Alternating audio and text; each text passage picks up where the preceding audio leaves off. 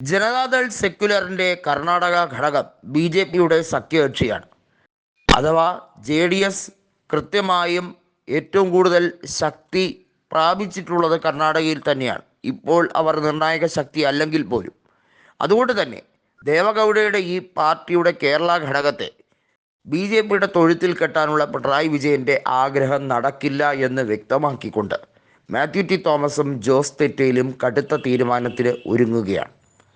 കൃത്യമായും സഖ്യകക്ഷികൾ ബി.ജെ.പിയുടെ ഏജന്റുമാരായി പ്രവർത്തിക്കുന്നു എന്ന കോൺഗ്രസിൻ്റെ ചോദ്യം അത് പ്രസക്തമുള്ളതാണ് എന്ന് ജോസ് തെറ്റയിലും മനസ്സിലാക്കി കഴിഞ്ഞതുകൊണ്ട് തന്നെയാവാം ഇപ്പോൾ കടുത്ത ഒരു നടപടിയിലേക്ക് നീങ്ങുകയാണ്.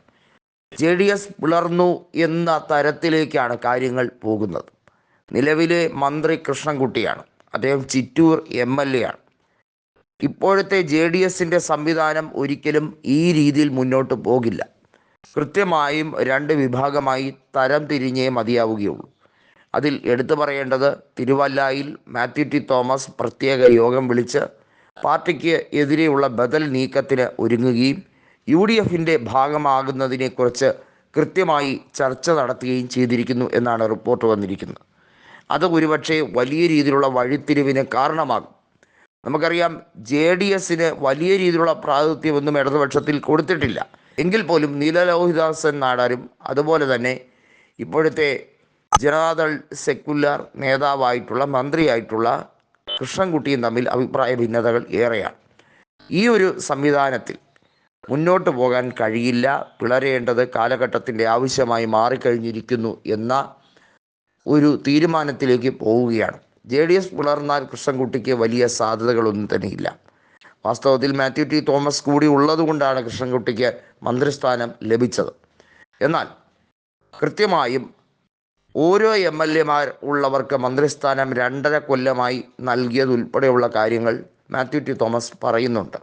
അതായത് അഹമ്മദ് ദേവർകോവിലിന് 2.5 കൊല്ലം തുറമുഖ വകുപ്പ് കൊടുത്തതും അതുപോലെ തന്നെ 2.5 കൊല്ലം ആൻ്റണി രാജുവിന് കൊടുത്തതും ഒക്കെ നമുക്ക് എല്ലാവർക്കും അറിയാം.